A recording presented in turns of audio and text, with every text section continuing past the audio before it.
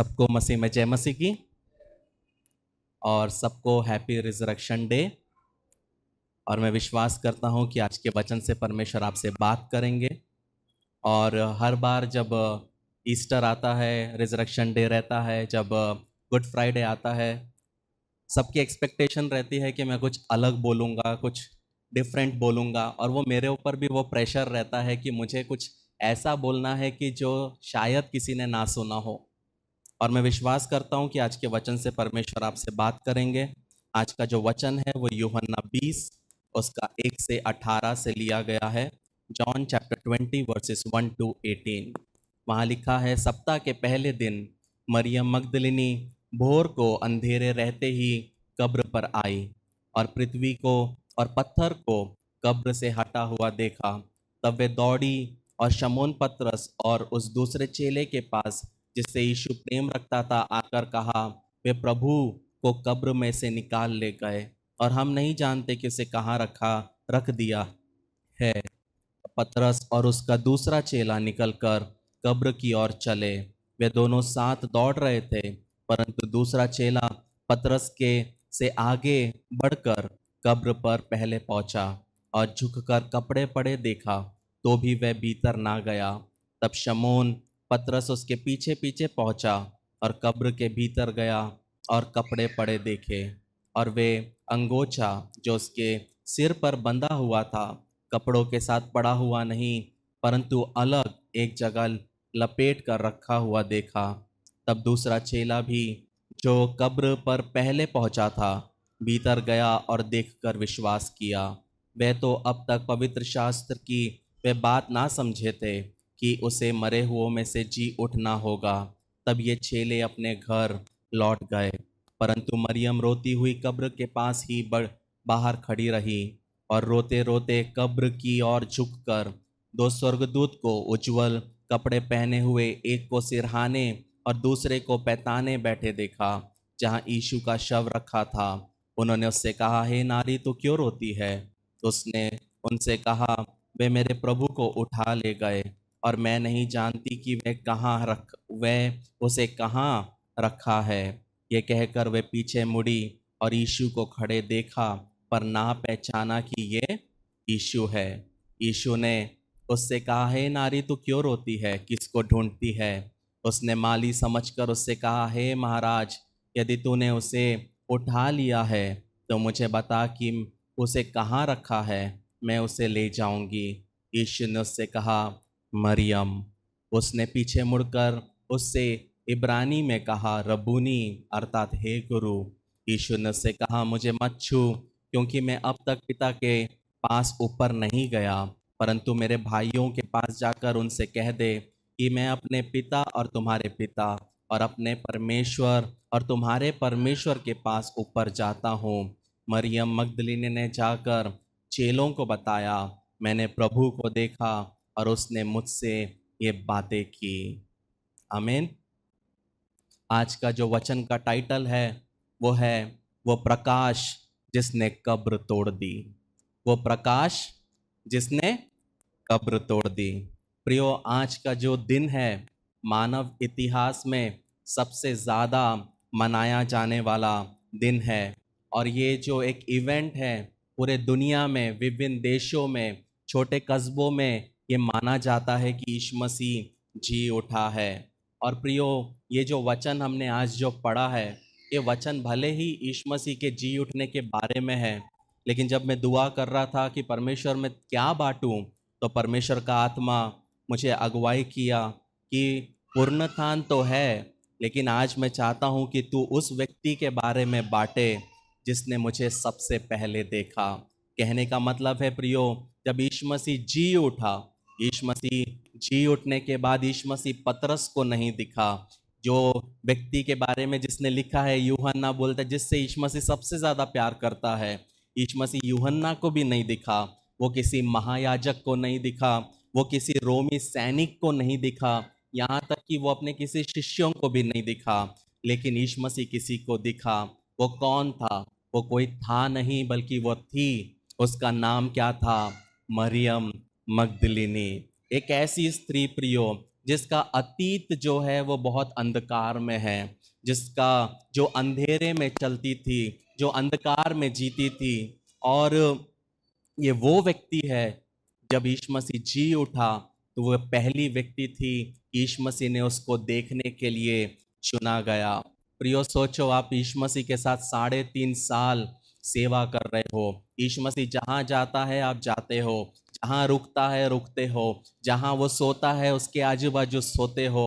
और आप अपने लाइफ में एक्सपेक्ट करोगे कि जब यीशु मसीह जी उठेगा, जब उसका राज आएगा, तो मैं उसके साथ रहूंगा, क्योंकि मैं हमेशा उसके लिए सब कुछ करता हूँ। लेकिन सोचो प्रियो, जिसके बारे में शायद किसी ने कभी नहीं सोचा, जिस औरत के बारे में कभी किसी ने सपने में नहीं सोचा, उसको परमेश्वर ने चुना सबसे पहले यीशु मसीह को देखने के लिए। पता है प्रियो, ये क्या दिखाता है? परमेश्वर कभी पक्षपात नहीं करता।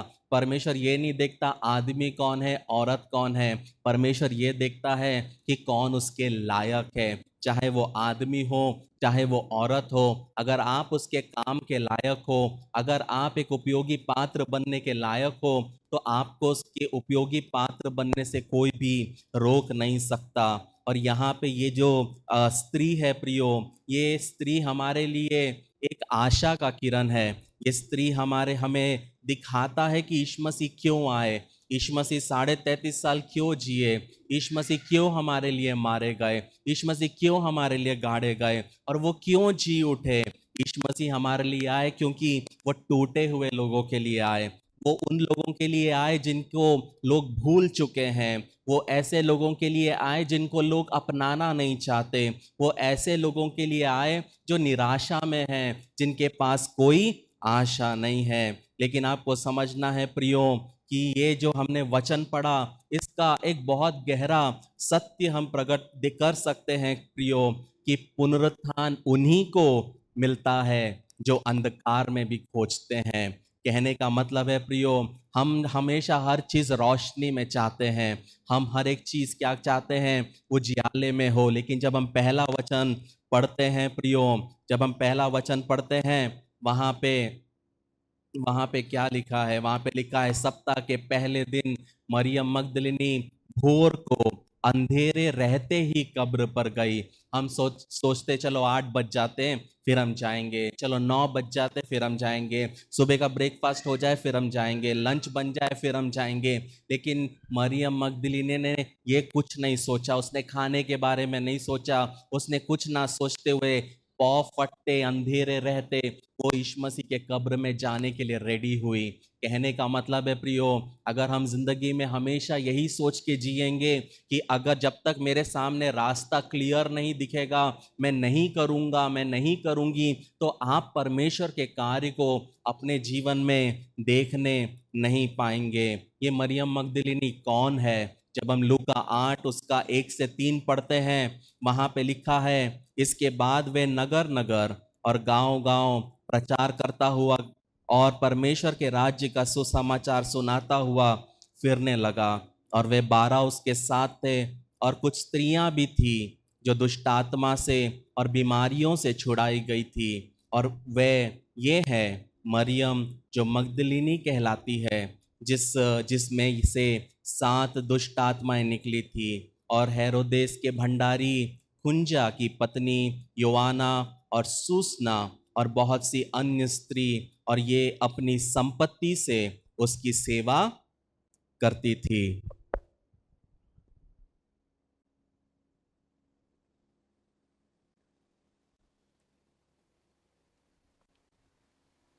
यहाँ पे हम देख सकते हैं प्रियो, मरियम मगदलिनी जो कहलाती थी, जो हम दूसरे वचन में देखते हैं, उसमें कितने दुष्ट आत्माएं थी?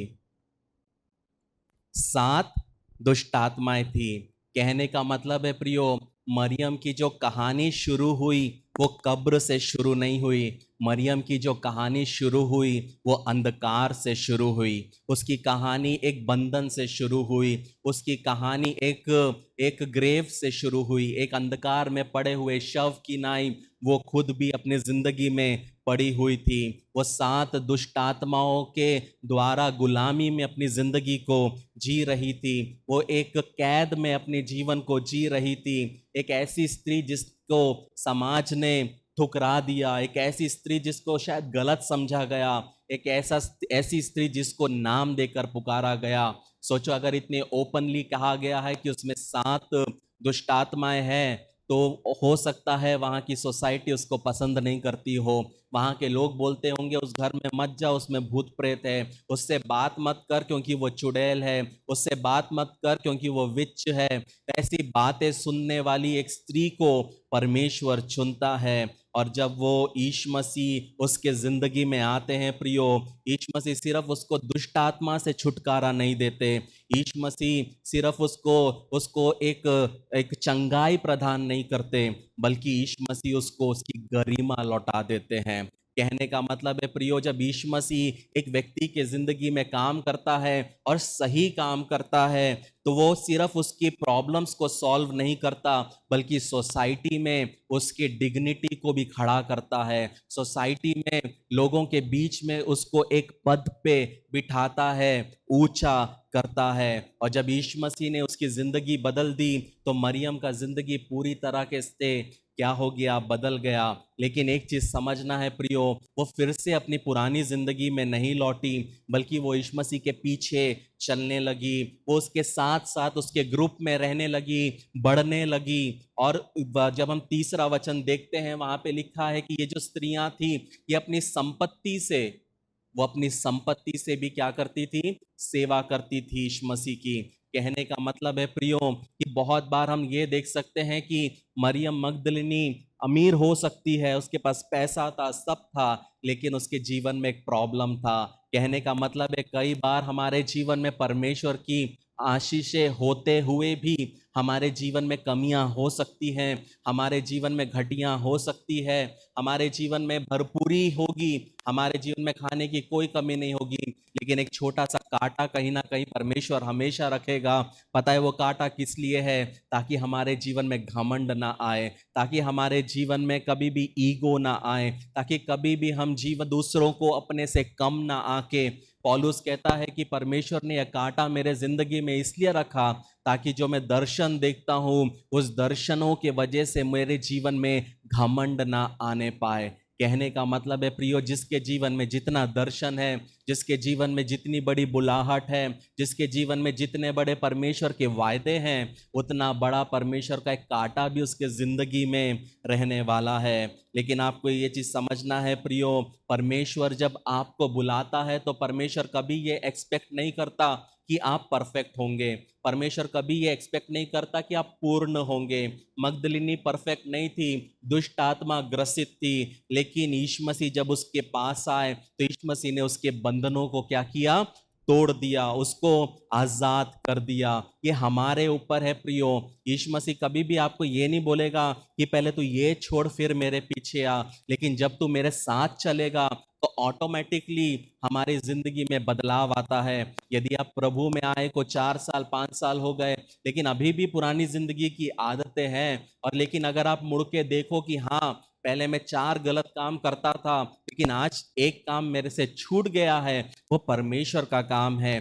हर एक चीज प्रियो एक चुटकी में नहीं होगा, कुछ चीजों को समय लग सकता है, लेकिन परमेश्वर अपने समय पे काम करता है। कहने का मतलब है यीशु मसीह जब अंजीर के वृक्ष के पास गए, और यीशु मसीह ने जब अंजीर के वृक्ष को देखा और वहां पे लिखा है कि वो अंजीर का फल देने का समय नहीं है, फिर भी यीशु मसीह ने वहां पे जाके उसको श्राप क्यों दिया? पता है क्यों श्राप दिया? क्योंकि यीशु मसीह एक्सपेक्ट किया था कि कम से कम उसमें एक फूल रहेगा, कम से कम उसमें एक बड रहेगा। कहने का मतलब है प्रियो, जब परमेश्वर हमारे पास आता है, जब यीशु मसीह हमको देखता है कि ये व्यक्ति मेरे राज्य में 10 साल से किसी और की जगह लेके खड़ा है, ये व्यक्ति मेरे राज्य में किसी और के जगह पे 20 साल से खड़ा है, और जब यीशु मसीह उसको देखता है और उस पेड़ में एक छोटा सा फूल तक नहीं है, एक फल आने के पहले क्या आता है, फूल आता है, एक फूल तक नहीं है, तो वो चीज परमेश्वर को भली नहीं लगती, वो चीज यीशु मसीह को दुखी देता है, क्योंकि वो चाहता है कि हम फल लाए। हम कैसा फल लाए? ऐसा फल प्रियो जो हमेशा बने रहने पाए। कहने का मतलब है प्रियो, परमेश्वर कभी कभी हमें ऐसे परिस्थिति में डालता है, जाने देता है, अंधकार में जाने देता है, जहां पे हमारी जिंदगी डिफाइन होती है, जहाँ पे हमारी जिंदगी को परिभाषित किया जा सकता है। लेकिन आपको समझना है कि मगदलिनी की जब जिंदगी को परिभाषित किया जाए तो मगदलिनी की जिंदगी में 7 दुष्ट आत्माएं हैं। मगदलिनी चुड़ैल है, मगदलिनी डायन है। लेकिन जब यीशु मसीह उसके अतीत के पास आए, जब यीशु मसीह उसके पास आए तो यीशु मसीह उसके अतीत से नहीं डरे। लोग उसको छूने से शायद डरते होंगे, लोग उससे बात करने को शायद डरते होंगे, लेकिन यीशु मसीह जब उसके पास आए तो यीशु मसीह उसके अतीत से डरे नहीं, बल्कि यीशु मसीह ने उसको छुड़ाया। यीशु मसीह ने उसकी जिंदगी को बहाल किया और यीशु मसीह ने उसकी जिंदगी के द्वारा महिमा पाई और उसको उपयोग में लाया। कहने का मतलब है प्रियो, यीशु मसीह, जब हम आज यहाँ पे यीशु मसीह के पुनरुत्थान को स्मरण करते हैं, आपको एक चीज समझना है कि यीशु मसीह केवल जी नहीं उठा, यीशु मसीह बंधनों को भी तोड़ने वाला है। यीशु मसीह जब जी उठा तो यीशु मसीह सिर्फ जी नहीं उठा, ये समझना है, वो अकेले बाहर नहीं आया। जब हम प्रकाशित वाक्य 1 उसका 18 पढ़ते हैं, वहां पे लिखा है कि वो मृतक और अधोलोक की चाबियों को अपने साथ में लेके आया। कहने का मतलब है प्रियो, जिसको यीशु मसीह छुटकारा देता है वो हमेशा के लिए छुटकारा पाता है। मतलब यीशु मसीह ने वो कुंजी अपने हाथ में रखी है, जिस कुंजी के नाई शैतान हमें और लोगों को नचवाता है। चाहे आपके जीवन में पाप हो, लत हो, झूठ हो, दोष देने की आदत हो, इन सब से छुटकारा देने के लिए यीशु मसीह जब मरा और जब वो नरक में जाके जब उसने प्रचार किया, वहां से उसने मृत्यु और अधोलोक की कुंजियों को लेके आया। कहने का मतलब है प्रियो, ऐसा कोई बंधन नहीं जो कभी टूट नहीं सकता, ऐसा कोई चक्र नहीं शैतान का जिसको यीशु मसीह तोड़ नहीं सकता। लेकिन आपको समझना है प्रियो कि यीशु मसीह आपको हर उस चीज से छुटकारा दे सकता है जो आपको बांधता है। हो सकता है आपके जीवन में अलग अलग प्रकार की चीज आपको बांधती है। हो सकता है आपके परिवार का कोई व्यक्ति आपको बांधता है, कभी आपका जॉब आपको बांधता है, कभी आपका बिजनेस आपको बांधता है, कभी आपकी पढ़ाई आपको बांधती है। परमेश्वर ने जिस योजना के लिए आपको चुना है, आप वो योजना में नहीं चल पा रहे और शैतान ने आपको बांधा है, लेकिन ऐसा कोई चक्र नहीं जिसको वो तोड़ नहीं सकता। कहने का मतलब है प्रियो, ये कब्र हमारी जिंदगी में भी हो सकता है, लेकिन ये कब्र हमारा अंत नहीं है, बल्कि ये मोड़ है। मरियम मगदलिनी का 7 दुष्ट आत्मा में जब वो कब्र के जिंदगी में जी रही थी, वो वहां पे हमेशा के लिए नहीं थी, बल्कि यीशु मसीह उसकी जिंदगी में आके क्या करते हैं, उसकी जिंदगी को मोड़ देते हैं। जब हम यूहन्ना 11:44 पढ़ते, वहां पे लाजर को यीशु मसीह ने कब्र से बाहर तो लाया, लेकिन जब वो बाहर आया तो कफन में लिपटा हुआ था। कहने का मतलब है कि यीशु मसीह ने उसको जिला तो दिया, उसने पुनरुत्थान को एक्सपीरियंस तो किया, लेकिन फिर भी उसको लोगों की मदद की जरूरत लगी। कहने का मतलब है प्रियो, आप जब यहाँ बैठे हो, आप में से बहुत से लोगों ने आत्मिक रूप से आप जीवित तो हो, लेकिन आपकी जिंदगी में अभी भी वो लिपटे हुए कपड़े हैं। वो लिपटे हुए कपड़े किसको दिखाते हैं? वो पुरानी सोच को दिखाते हैं, वो पुराने जिंदगी के जख्म को दिखाते हैं, वो पुराने आदतों को दिखाते हैं जो हमारे जिंदगी में लिपटे हुए हैं। यीशु मसीह ने लाजर को जीवित तो कर दिया, लेकिन वो पुराने कपड़ों में लिपटा हुआ था। कहने का मतलब है प्रियो, आधे अधूरे पुनरुत्थान की में खुश मत हो। कहने का मतलब है आज इस वचन से परमेश्वर यही चीज कहना चाहता है कि अपने अंदर के परत को खोलने की आवश्यकता है, तो ही आप पूर्ण तौर पे स्वतंत्रता को महसूस करने पाओगे।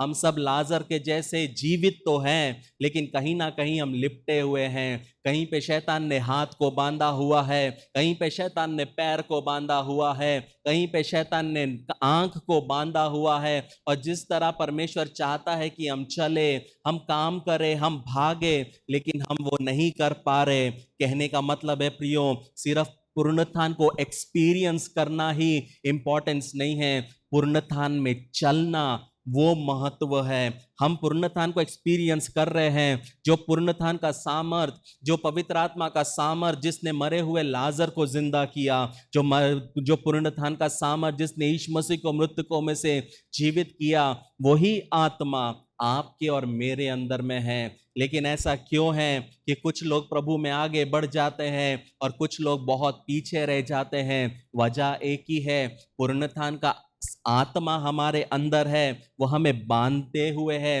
वो पट्टी निकालने वाला कोई नहीं है।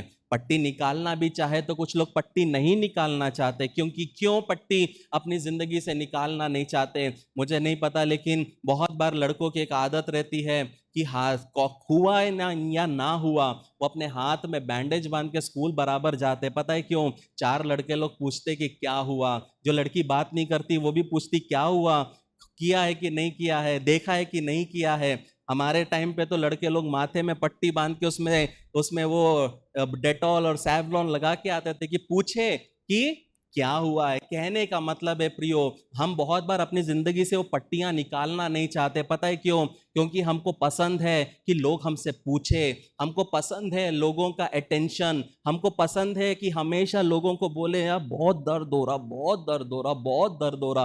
क्योंकि हमको अटेंशन चाहिए, हमको स्वतंत्रता में नहीं चलना। लेकिन जब परमेश्वर का काम होता है प्रियो, तो वहां पे स्वतंत्रता है, लेकिन चॉइस आपका और मेरा है कि ये पट्टियां निकालने के लिए मैं लोगों की मदद लूं या ना लूं। मतलब जिन लोगों को परमेश्वर मेरी जिंदगी में भेजा है या जिन लोगों को परमेश्वर ने मेरी जिंदगी में रखा है, क्या मैं उनको अपनी जिंदगी की पट्टियों को, पाप को, दलदल में हम जब रह रहे हैं उनको, उनकी मैं मदद लूं या नहीं लूं? कहने का मतलब है प्रियो, पुनरुत्थान हम सब एक्सपीरियंस कर रहे हैं। आज हम धरती में रह के जो इस पे विश्वास करते हैं उसके पुनरुत्थान को हम महसूस करते हैं। ये कुछ नहीं है जब हम उसके साथ रहेंगे, लेकिन हम थोड़ा सा महसूस करते हैं। जब स्वतंत्रता में महसूस करना है तो अपनी हर एक पट्टियों को खोलने की हमें आवश्यकता है। तो जब हम पहला वचन पढ़ते वहां हम देखते कि भोर के अंधेरे रहते ही वो कब्र पर आई। कहने का मतलब है वो अंधेरे में खोजने लगी, उसने सूरज उगने का समय नहीं लिया, वो अंधेरे में आई। कहने का मतलब है प्रिय, उसकी जो हालत थी वो वहां पे हम देख सकते हैं। वो अपने मन से भी और अपने शारीरिक तौर पे भी वो टूट गई थी, उसकी पूरी आशाएं टूट गई थी। क्योंकि उसका उद्धारकर्ता, जिसने उसको दुष्ट आत्मा से छुटकारा दिया, जिसने उसकी जिंदगी को बहाल किया, जिसने उसकी जिंदगी में खुशी लाई, जिसने उसको सोसाइटी में लोगों के सामने एक स्तर पे खड़ा होने दिया, वो उद्धारकर्ता क्रूस पर चढ़ा दिया गया। अचानक से मरियम मगदलिनी 3.5 साल जो यीशु मसीह के साथ चेलों के साथ एक ग्रुप में चलती थी, अचानक से फिर से उसकी जिंदगी में एक तनाव आ गया, फिर से एक अकेलापन आ गया। उसको समझ नहीं आ रहा कि वो क्या करे। उसके जीवन में खालीपन आ गया, उसके जीवन में एक सूनापन आ गया। आपको एक चीज समझना है प्रियो, पुनरुत्थान सिर्फ वही लोग एक्सपीरियंस कर सकते हैं जो अंधकार में भी खोजते हैं। आप अपने जीवन में पुनरुत्थान का काम देखना चाहते हो तो अपने जीवन में जहां अंधकार है, उस अंधकार में रहते हुए परमेश्वर को पुकारना बहुत जरूरी है। यीशु मसीह ने कभी नहीं कहा अगर तुम मुझे पुकारोगे तो मैं शायद तुम्हें मिलूंगा। यीशु मसीह बोलता है ढूंढो तो पाओगे। कहने का मतलब है प्रियो, यीशु मसीह का ये वायदा है, संभावना नहीं है। यदि हम उसको पुकारेंगे, उसका वचन कहता है कि संकट के दिन मैंने प्रभु को पुकारा और उसने मेरी सुन ली। ये वायदा है, संभावना नहीं है। वहां पे कोई इफ नहीं है, कोई बट नहीं है। जो भी परिस्थिति हो, कैसी भी परिस्थिति हो, कैसा भी एनवायरमेंट क्यों ना हो, जब आप उसको पुकारोगे तो वो आपको क्या करेगा?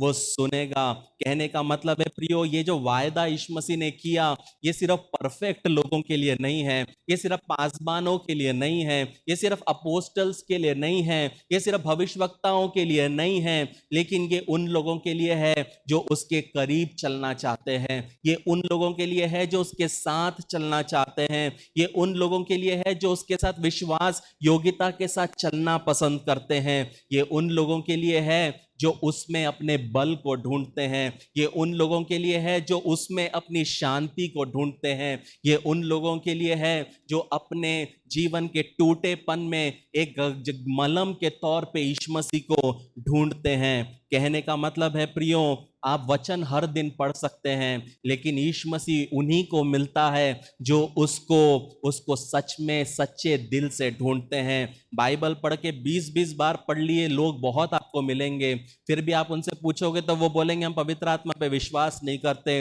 फिर भी वो बोलेंगे हम अन्य भाषा पे विश्वास नहीं करते, फिर भी वो बोलेंगे कि हम दान वरदानों पे विश्वास नहीं करते। बाइबल पढ़ने से कुछ नहीं होता। यदि हम सच्चाई से बाइबल पढ़ेंगे, आत्मा के अगुवाई में बाइबल पढ़ेंगे, तो वो हमारे जीवन में भेदों को खोलता है। ऐसा क्यों है कि करोड़ों लोग यीशु मसीह के पुनरुत्थान पे विश्वास नहीं करते, बाइबल पढ़ते विश्वास नहीं करते, बाइबल पढ़ते आत्मा के कार्य पे विश्वास नहीं करते? क्योंकि वो प्रियो एक मनुष्य की सोच के पीछे चलते हैं रैदर देन पवित्र आत्मा की सोच पर। कहने का मतलब है प्रियो, हमारे जिंदगी में हम क्या ढूंढ रहे हैं वो दिखाता है हमारे जीवन में क्या हो रहा है। मरियम मगदलिनी बगीचे में यीशु मसीह को ढूंढती है और उसने यीशु मसीह को क्या किया, उठे हुए यीशु मसीह को देखा। और जब ये समझना है आपको कि उसने अंधकार में जाना सही समझा, इसीलिए उसने यीशु मसीह को देखा। 12 वर्ष से लहू बहने वाली स्त्री ने डिसाइड किया कि कुछ भी हो जाए, यदि मैं उसके कपड़े के वस्त्र को छू लूंगी तो मैं चंगी हो जाऊंगी। अंधे बर्तमियास ने बोला यदि मैं चिल्लाऊंगा तो ही यीशु मसीह सुनेगा। और जब बर्तमिया अंधा चिल्लाता है, लोग उसको बोलते चुप बैठ चुप बैठ चुप बैठ, लेकिन फिर भी वो इतना चिल्लाता है, यीशु मसीह उसके चिल्लाने को सुनता है और यीशु मसीह उसको चंगा करता है। कहने का मतलब है प्रियो, यदि आप अपनी जिंदगी में ढूंढने के लिए तैयार हो तो परमेश्वर अपने आप को प्रकट करने के लिए भी तैयार है। लेकिन यदि आप अपनी जिंदगी में सूखेपन में ही चलोगे, आप अपने हिसाब से जिंदगी को जियोगे, तो आप परमेश्वर को हमेशा छुपा हुआ पाओगे। लेकिन यदि आप उसको ढूंढोगे तो परमेश्वर खुद आपको अपने आप को प्रकट करेगा। मुझे एक समय याद है, जब मैं फर्स्ट ईयर में था, मैं उपवास और प्रार्थना में था। मैंने उस समय 3-21 दिन का उपवास किया था। जब पहली बार मैं दुआ करता था, रात के 2 बजे का समय था, मेरे को याद है पापा मम्मी सो गए, बहनें सो गई, मैं हॉल में खड़े होके रो रहा हूँ। मैं हॉल में 17-18 साल के समय पे मैं खड़े होके रो रहा हूँ। मैं परमेश्वर को बोल रहा हूँ मुझे तुझे देखना है, मुझे तुझे एक्सपीरियंस करना है, मुझे तेरे आत्मा को एक्सपीरियंस करना है, मुझे सिर्फ अन्य भाषा नहीं बोलना है। घंटों घंटों रोते गया रोते गया रोते गया। पता है क्या हुआ? मैं वहां पे खड़ा था और जैसे मैं रोते गया, पवित्र आत्मा का एक सामर्थ उतरा। और जब वो सामर्थ उतरा तो वो पवित्र आत्मा जिस तरह उतरा, उसने सीधा मुझे खड़े होते दीवार पे फेंक दिया।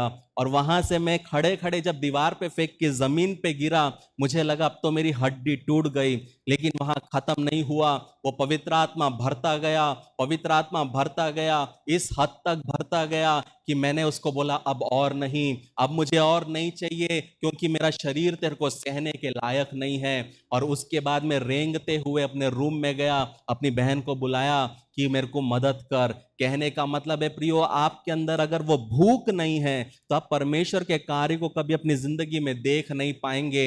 हमको सब चीज करना है, हमको पूरे सीजन्स भी कंप्लीट करना है, हमको आने वाला नए नए सीजन्स भी देखना है, आने वाले न्यू न्यू सीरीज भी देखना है। हमको वचन नहीं पढ़ना, प्रेयर नहीं करना, हम सिर्फ एक दिन उपवास में बैठ के हम सोचते हैं कि स्वर्ग उतर जाएगा। प्रियो, स्वर्ग नहीं उतरेगा। अगर आप चाहते हैं अपनी जिंदगी में परमेश्वर के जीवन को एक्सपीरियंस करना, पुनरुत्थान को एक्सपीरियंस करना, उसके लिए प्रियो अपने आप को मारना पड़ेगा, उसके लिए अपनी इच्छाओं को मारना पड़ेगा, अपने समय को अलग करना पड़ेगा। तब जाके प्रियो आप परमेश्वर के काम को अपनी जिंदगी में देखने पाओगे। कहने का मतलब है जो सच्चे मन से उसको पुकारते हैं, जो सच्चे मन से उसकी ओर ध्यान लगाते हैं और चलते हैं, वो परमेश्वर के कार्य को देखने पाते हैं। बहुत बार लोग मुझे मैसेज करते हैं, हमें आपके जैसा बनना है, हमें आपके जैसा बनना है, हमें आपके जैसे परमेश्वर की ओर से सुनना है। मेरा सवाल एक ही रहता है, क्या तू मेरे जैसा बलिदान दे सकता है? क्या तू मेरे जैसा सैक्रिफाइस दे सकता है? क्या तू मेरे जैसे हर एक चीज को छोड़ सकता है? जब मेरे दोस्त डिस्कोस में, मेरे दोस्त फुटाला में घूमते फिरते रहते थे, तब मैं अपने कमरे में घुटनों पे रहता था। घूमने का मजा हमको भी आता है, घूमने की हमें भी इच्छा होती है, लेकिन मैं कभी नहीं चाहता था कि मेरी जिंदगी दूसरे के जैसे हो। मैं कभी नहीं चाहता था कि मैं अपने लाइफ में स्ट्रगल करूं। मैं कभी नहीं चाहता था कि मैं अपने लाइफ में पीछे रहूं। हमेशा एक बचपन से एक इच्छा थी कि अपने जिंदगी में अपने पैरों पे खड़े होना है, अपने पैरों पे खड़े होके आगे बढ़ना है, और परमेश्वर ने जो योजना दी है उसके लिए 100% डेडिकेशन के साथ चलना है। यदि आप अपने लाइफ में 10 चीज करेंगे, आप कभी भी परमेश्वर के पुनरुत्थान को अपने जीवन में एक्सपीरियंस नहीं कर पाएंगे।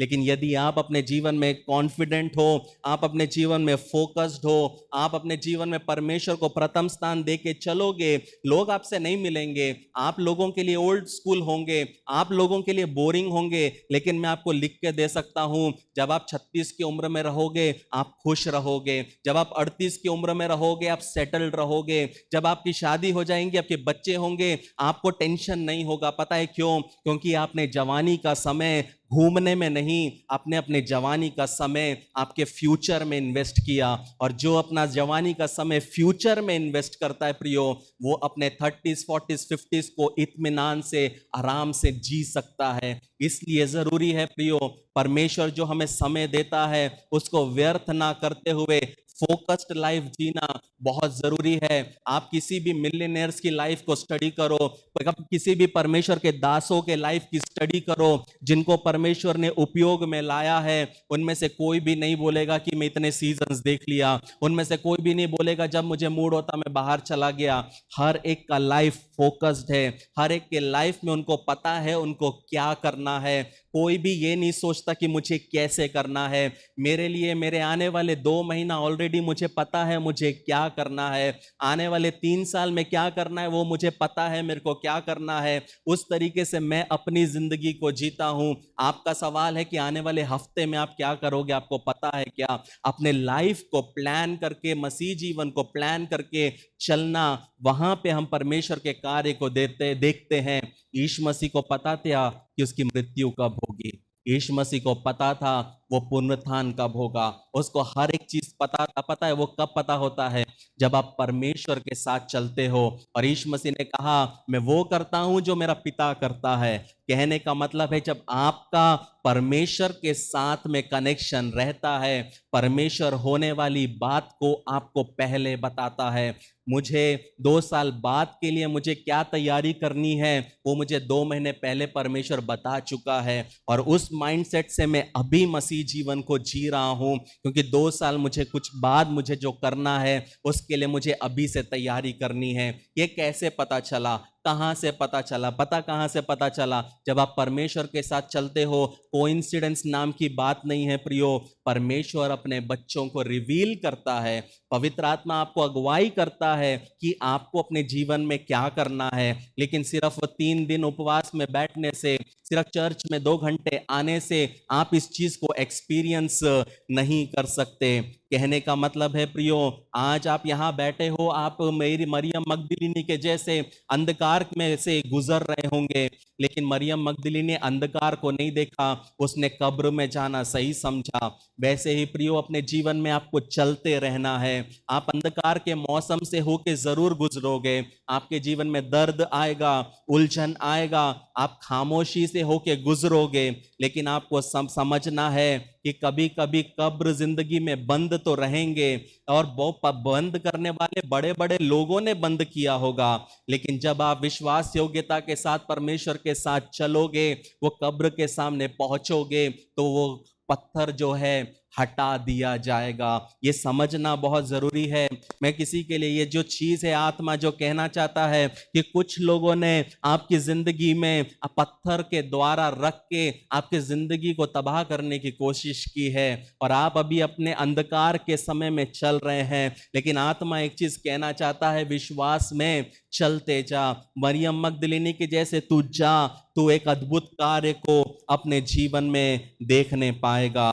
जब हम यूहन्ना 20 उसका 10 और 11 पढ़ते हैं, वहां लिखा है, तब ये चेले अपने घर लौट आए, परंतु मरियम रोती हुई कब्र के पास ही खड़ी रही, और रोते रोते कब्र की और झुककर, हम बाद में पढ़ते हैं वहां पे स्वर्गदूत आते हैं। जब हम 10वां वचन पढ़ते हैं, वहां क्या लिखा है? तब ये चेले अपने घर लौट गए। कहने का मतलब है जब पतरस और यूहन्ना चले गए, मरियम वहां से नहीं गई। मरियम वहां पे रोती रही, वो खोजती रही, उसका मन तरसता रहा, वो खाली कब्र से संतुष्ट नहीं थी। यही है प्रियो एक मसीही व्यक्ति और एक आत्मिक व्यक्ति का डिफरेंस। एक मसीही व्यक्ति चर्च में आएगा, चर्च करके निकल जाएगा, लेकिन एक आत्मिक व्यक्ति संतुष्टि नहीं मिलेगा। वो पता है क्या करेगा, वो घर जाएगा, घर जाके घुटनों पे आएगा, अपने वचन जो सुना वचन पे मनन करेगा और परमेश्वर से बोलेगा मैंने ये चीज तेरे से सुना है, मैं चाहता हूं तू मुझे और उसके बारे में बता, मैं चाहता हूं तू मुझे और इस वचन के बारे में समझा। यहां पे ये स्त्री प्रियो संतुष्ट नहीं हुई, मरियम मगदलिनी संतुष्ट नहीं हुई। जब हम हमारे जीवन में हर छोटी चीज से संतुष्ट हो जाएंगे, हम कभी भी बड़े चीज को पा नहीं पाएंगे, क्योंकि एक छोटा सा 1 रुपए का चॉकलेट हमें इतनी संतुष्टि दे देता है। हम कभी कैडबरी सिल्क के बारे में कभी लाइफ में सोचते ही नहीं है। कहने का मतलब है हर छोटी चीज से आपको संतुष्ट नहीं होना है। परमेश्वर से बोलना है परमेश्वर 2 अन्य भाषा मेरे को संतुष्टि नहीं है, 1 दान वरदान मेरे को संतुष्टि नहीं है, 3 आत्मा जीतना मेरे को संतुष्टि नहीं है। मुझे तू एक आशीष का कारण बना, मैं तेरे और से सुनना चाहता हूं, मैं तुझे देखना चाहता हूं, मैं तुझ में बढ़ना चाहता हूं, मुझे वो जिंदगी नहीं चाहिए। कहने का मतलब है प्रियो मैं वो दिन सोच भी नहीं सकता, वो दिन मैं कभी सोचना भी नहीं चाहता जिस दिन मैं परमेश्वर की आवाज को ना सुनूं। ये हमारे अंदर की इच्छा होनी चाहिए प्रियो कि परमेश्वर मुझे तेरे से सुनना है, परमेश्वर मुझे तुझसे पाना है, परमेश्वर मैं चाहता हूं कि मैं तुझे देखूं। अगर मूसा तेरी पीठ को देख सकता है तो क्या मैं इस लायक भी नहीं कि तेरी आवाज को सुन सकूं। अगर मूसा तेरी पीठ को देख सकता है तो क्या मैं इस लायक भी नहीं कि मैं तुझे छू सकूं। यदि मूसा लॉज में रहते हुए, अनुग्रह के समय में ना रहते हुए अगर तेरे को देख सकता है, तो आज मैं अनुग्रह के समय में तो तेरे सिंहासन को क्यों नहीं देख सकता। तेरे सिंहासन को सिर्फ यशाया ही क्यों देख सकता है, कि तू सिर्फ यिर्मयाह ही से क्यों बात कर सकता है, तू एजेकियल से ही क्यों बात कर सकता है। तू मुझसे भी बात कर, तू मुझसे भी बात कर। और ये जिद हमारे अंदर होनी चाहिए प्रियो, वो जिद होनी चाहिए कि मुझे सुनना है। मेरी मम्मी मुझे बताती है कि जब उनकी बहन को अन्य भाषा पवित्र आत्मा का दान मिला, मम्मी वहां रोती रही, रोती रही, रोती रही, और रो रो के पवित्र आत्मा के दान को मम्मी ने पाया। कहने का मतलब है प्रियो वो जिद्दीपना होना चाहिए मसीह जीवन में कि मुझे परमेश्वर की ओर से पाना है, मुझे परमेश्वर से पाना है, मुझे परमेश्वर से पाना है। थके हैं माना है, हम सब थकते हैं, लेकिन जो थकान को साइड में रख के मेहनत करते हैं वो ही आगे बढ़ते हैं। 8 घंटे की नींद सबको चाहिए, 8 घंटे की नींद सबको चाहिए। हम कितने घंटों की लेते हैं? 12 घंटे। कितने घंटों की लेते हैं? 16 घंटे। और फिर भी हम क्या बोलते हैं? हम थके रहते हैं। और फिर हम सोचते हैं हम आगे क्यों नहीं बढ़े, फिर हम सोचते हैं हमारा परिवार आगे क्यों नहीं बढ़ा। कहने का मतलब है प्रियो यीशु मसीह के बारे में हमेशा लिखा है वो भोर को उठ के दुआ करने चला गया। जो मेहनत करेगा परमेश्वर के राज्य में घुटनों पे आएगा, वो परमेश्वर के कार्य को देखा जाएगा। परमेश्वर ने सबके लिए प्रकाशन रखा है, परमेश्वर ने सबके लिए दान वरदान रखा है। पता है वो किसको मिलेगा? जो लोग वहां रुके रहेंगे। चेले आए, सोचो चेले कौन थे? यीशु मसीह के साथ चलने वाले, यीशु मसीह के नाम को लेके चलने वाले। कहने का मतलब है प्रियो ये कभी मत समझना यीशु मसीह के चेले साधारण थे। जब एक व्यक्ति, फॉर एग्जाम्पल राहुल जब मेरे साथ है, राहुल अगर किसी के घर में जाता है और जब राहुल बोलता है पास्टर जी ने मुझे भेजा है, वो एक अथॉरिटी को रिप्रेजेंट करता है। जब जब यीशु मसीह के साथ यीशु मसीह के चेले थे और ये कहीं पे भी जाते थे, अब जब ये बोलेंगे नाजरत का यीशु मसीह ने मुझे भेजा है, तो एक अथॉरिटी के साथ ये चेले चलते थे, साधारण नहीं थे। जो यीशु मसीह के साथ यीशु मसीह के नाम का उपयोग करते थे। लेकिन समझना यह है यीशु मसीह की कब्र देखकर ये क्या कर दिए? खाली देखकर चले गए। बल्कि उनको वहां पे रुकना था, उनको वो कब्र की पहरेदारी देनी थी, लेकिन 3.5 साल यीशु मसीह के साथ रहकर भी छोड़ दिए। लेकिन प्रियो जब लोग चले जाए, याद रखना है प्रियो यीशु मसीह के साथ हमें बने रहना बहुत जरूरी है।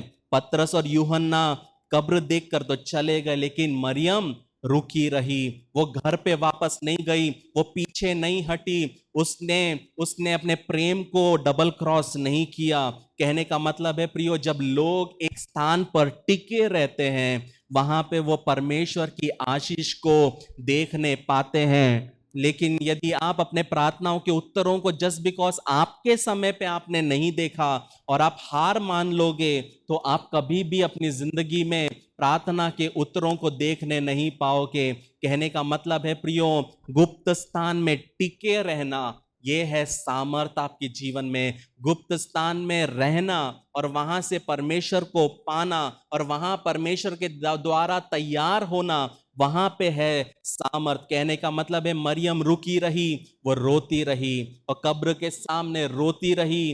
वो घायल थी, दुखी थी, और अचानक वहां क्या होता है, यीशु मसीह आ जाते हैं। प्रियो, यीशु मसीह उन लोगों की जिंदगी में प्रकट होते हैं जो उसका इंतजार करते हैं।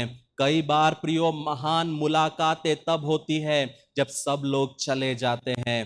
कहने का मतलब है प्रियो, हम जब लोगों के आश्रय में रहते हैं वहां यीशु मसीह नहीं दिखता। कहने का मतलब एक समय था यीशु मसीह चेलों के साथ था, लेकिन यीशु मसीह अपने करीबी 3 चेलों को लेकर पहाड़ पे जाता है। सिर्फ 3 को लेके जाता है, कुछ लोगों को लेके जाता है और वहां पे यीशु मसीह का रूपांतर होता है।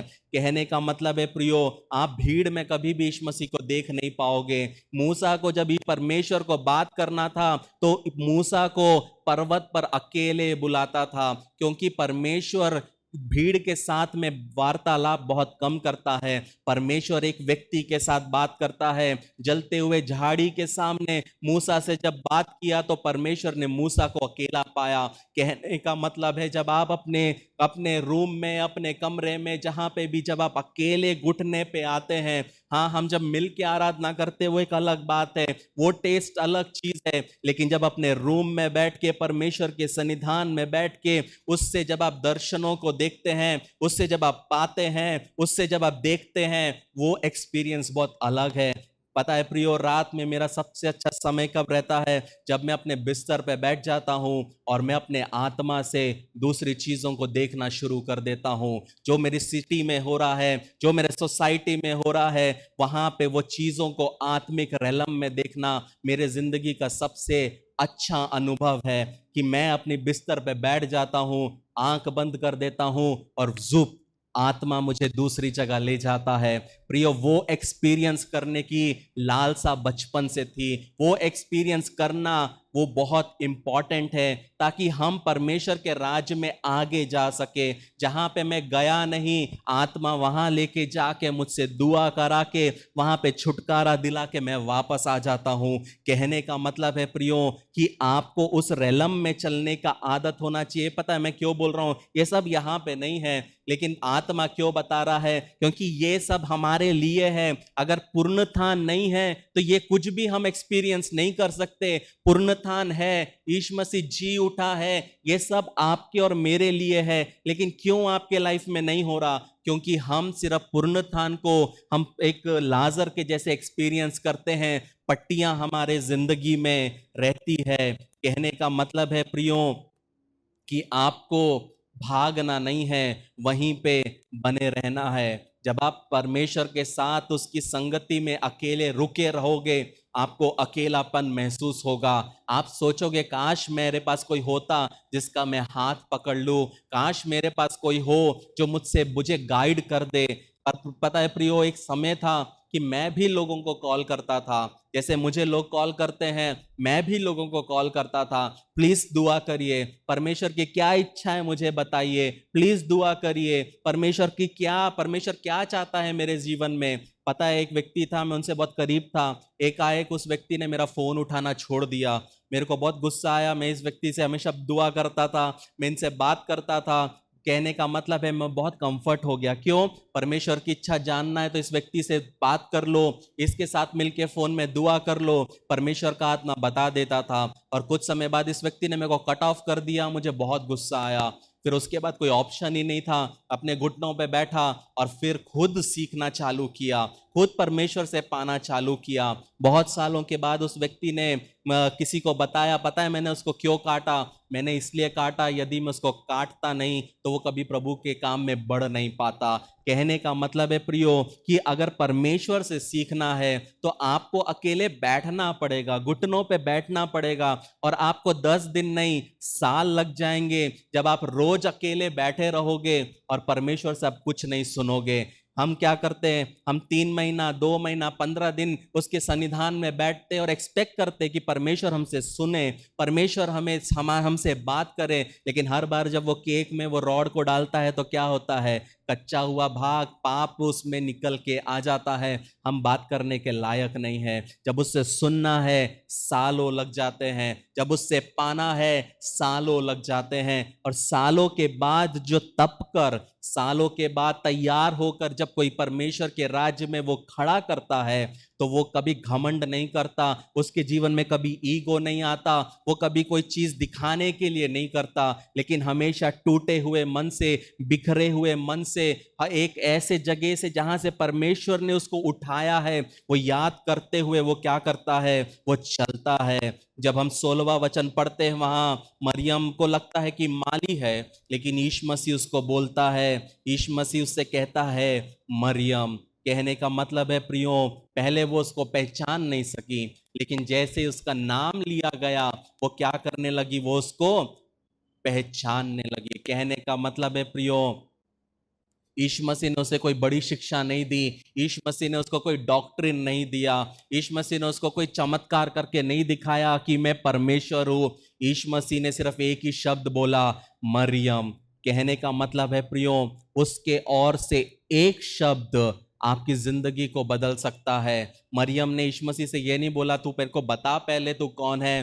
थॉमस के जैसे मरियम ने नहीं बोला कि मुझे दिखा वो पसली, और दूसरों के जैसे नहीं बोला कि मुझे छेद देखना है। मरियम नाम शब्द है। जब आप परमेश्वर के भूखे रहोगे, परमेश्वर के साथ चलोगे प्रियो, आपको कुछ नहीं सुनना। कभी कभी उसकी एक आवाज आपको सालों साल खींच ले जाती है, वो एक आवाज आपको सालों साल के लिए बल प्रदान करती है। कहने का मतलब है प्रियो, जब यीशु मसीह आपका नाम पुकारते हैं प्रियो, तो उसमें क्या है? उसमें सामर्थ है, और वो आपके शोक को क्या करता है? आनंद में बदल देता है। आज आप यहाँ बैठे हो सकता है आपको लोग भूल चुके हैं, हो सकता है लोग आपको छोड़ दिए हैं, लेकिन आपको समझना है कि जिस दिन आपने यीशु मसीह को अपनाया, आपका नाम जीवन की पुस्तक में लिखा गया। वो नाम यीशु मसीह जानता है, वो नाम काफी है, और वो जब आप माता के गर्भ में थे तब से वो आपको जानता है। इसलिए समझना है प्रियो कि परमेश्वर कभी हमें छोड़ता नहीं। जब हम 17 और 18 पढ़ते, वहां लिखा, यीशु ने उससे कहा, मुझे छू मत, क्योंकि मैं अब तक पिता के पास ऊपर नहीं गया, परंतु मेरे भाइयों के पास जाकर उनसे कह दे कि मैं अपने पिता और तुम्हारे पिता, और अपने परमेश्वर और तुम्हारे परमेश्वर के पास ऊपर जाता हूँ। मरियम मगदली ने जाकर चेलों को बताया, मैंने प्रभु को देखा, और उसने मुझसे ये बातें कही। जिस स्त्री में 7 दुष्ट आत्माएं थी, जो अंधकार में थी, जो एक समय पे विलाप में थी, परमेश्वर ने उस स्त्री को सबसे पहला इवेंजलिस्ट बनाया। परमेश्वर ने उसको सबसे पहला संदेश वाहक बनाया। प्रियो, ये होता है परमेश्वर का काम। परमेश्वर ने एक स्त्री को उपयोग किया जहां पे उसके शिष्यों को उपयोग करना था। शिष्यों को कोई फर्क नहीं, शिष्यों को कोई फर्क नहीं यीशु मसीह जी उठे कि नहीं, वो आके देखते हैं, हाँ नहीं है, नहीं है, चल चल अपन चलते हैं। लेकिन वो स्त्री वहां पे खड़ी रही, और वो स्त्री वहां खड़े होने के वजह से पहला गॉस्पल, पहला प्रचार, परमेश्वर ने एक 7 दुष्ट आत्मा वाली स्त्री जिसको उसने छुटकारा दिया, उसको उसने उपयोग में लाया।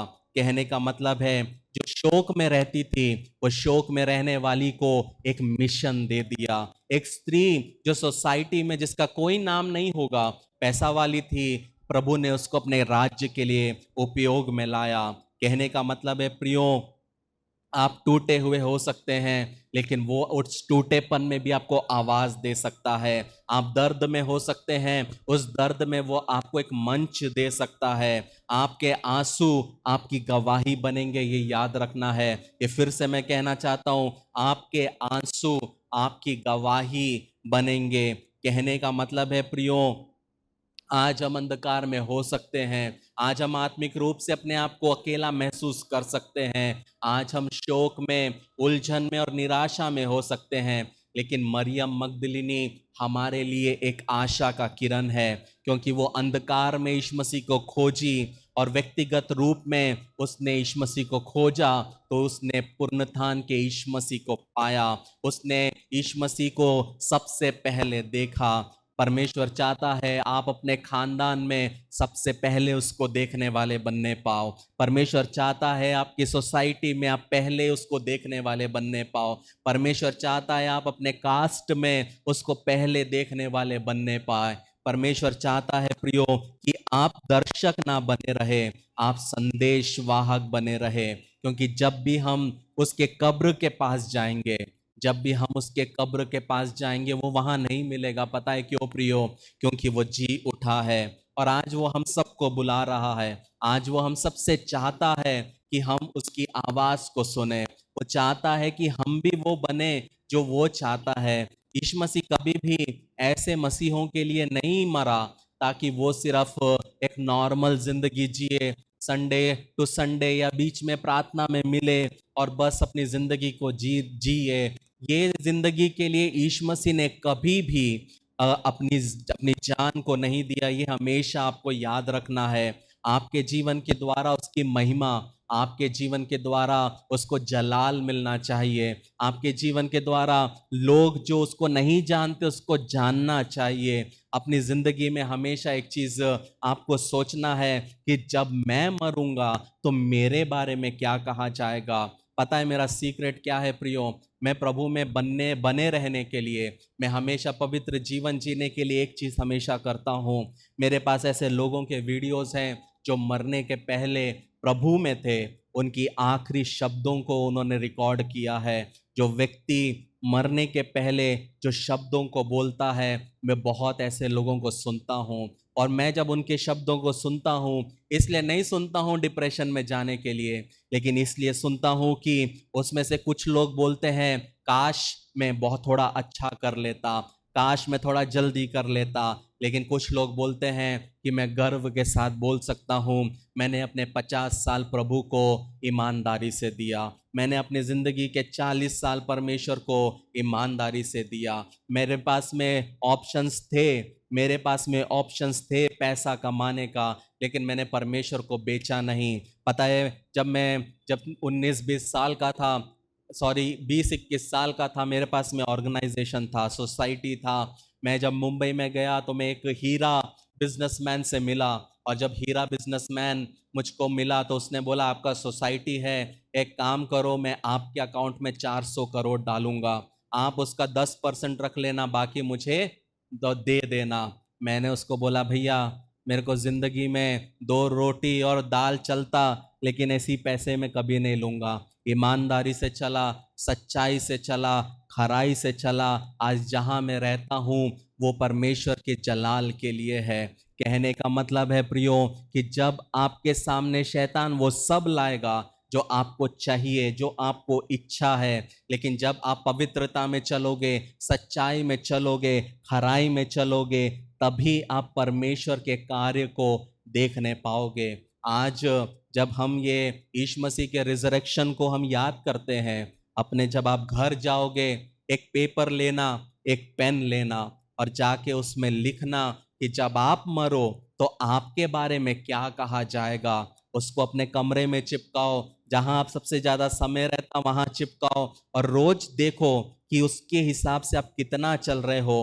पेपर में तो लिखोगे मैं 10,000 आत्मा जीतना चाहता हूँ, मैं 10 परिवार को बनाना चाहता हूँ, मैं 10 बच्चों की स्कूल फी भरना चाहता हूँ, मैं गरीबों को भोजन देना चाहता हूँ, मैं कलीसिया में एक अच्छा विश्वासी बनना चाहता हूँ, मेरे जीवन में आत्मा के 9 वरदान होने चाहिए, मेरे में आत्मा के फल की कमी होनी नहीं चाहिए। लिस्ट लिखो और रोज जाके देखो उस लिस्ट में कि आपके जीवन में कौन सा गुण है, आपने कितना उसको पाने के लिए रेडी किया।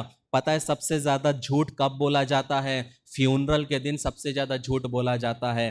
पास्टर भी झूठ बोलता है, असिस्टेंट पास्टर भी झूठ बोलता है, वहां के सब लोग झूठ बोलते हैं। बहुत अच्छा इंसान था, बहुत आत्मिक इंसान था, बाहर खड़ा होकर बोलेगा अरे बेवड़ा था, मेरे साथ पीता था।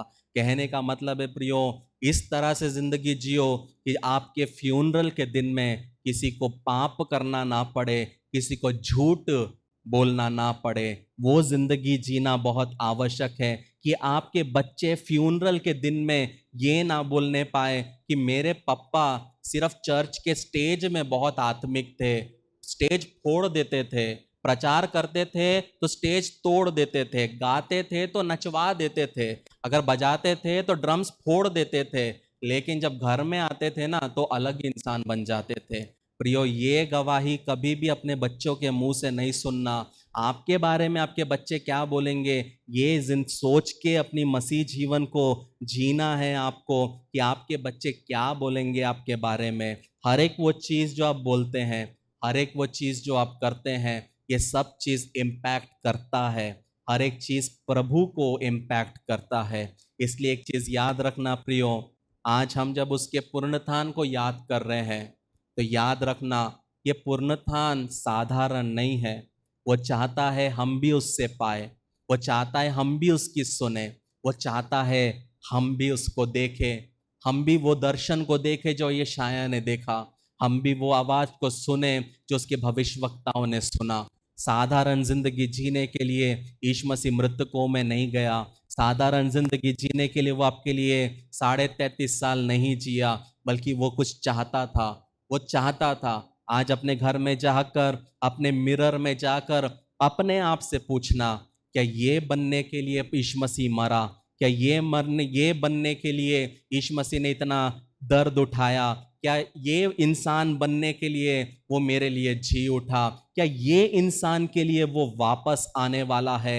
ये सवाल खुद से करना, और दूसरों से कंपटीशन मत करो, दूसरों की जिंदगी मत देखो, खुद से compete करो, खुद के बारे में सोचो, खुद से सवाल करो कि आज यीशु मसीह आएगा तो मैं क्या हूं? आज यीशु मसीह आएगा तो क्या वो मुझे ऐसा देखेगा? मैंने क्या किया? प्रभु में आया 10 साल हो गया, प्रभु में आया 20 साल हो गया, लेकिन आज तक मैं बोलने के लिए 10 आत्मा तक नहीं जीत पाया। मैं स्वर्ग में जाके क्या चेहरा दिखाऊंगा? मैं स्वर्ग में जाके क्या चेहरा दिखाऊंगी? मुझे तो लोगों के सामने जय मसीह की बोलने में भी शर्म आती है। अगर ये सब है प्रियो, सवाल पूछो, अपने आप से सवाल पूछो।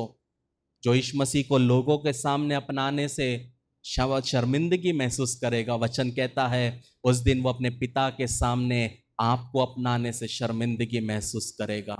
परमेश्वर इन वचन के द्वारा आपको आशीषित करे, आमीन। तो आप विवाह के लिए आगे कदम बढ़ाने को तैयार हैं, बधाई।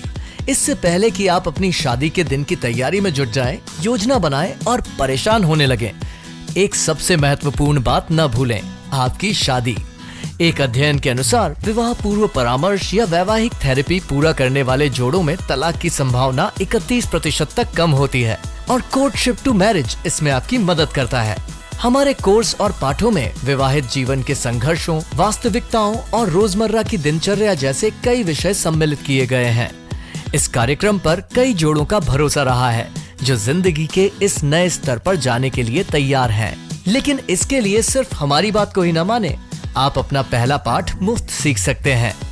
एक बार जब आप कोर्टशिप टू मैरिज के साथ रजिस्ट्रेशन करते हैं तो आप हमारी 30 दिन की मनी बैक गारंटी द्वारा भी सुरक्षित रहते हैं और आप तैयार हैं एक सुखी वैवाहिक जीवन के लिए। courtship2marriage.com पर आज ही अपना पहला लेसन शुरू करें।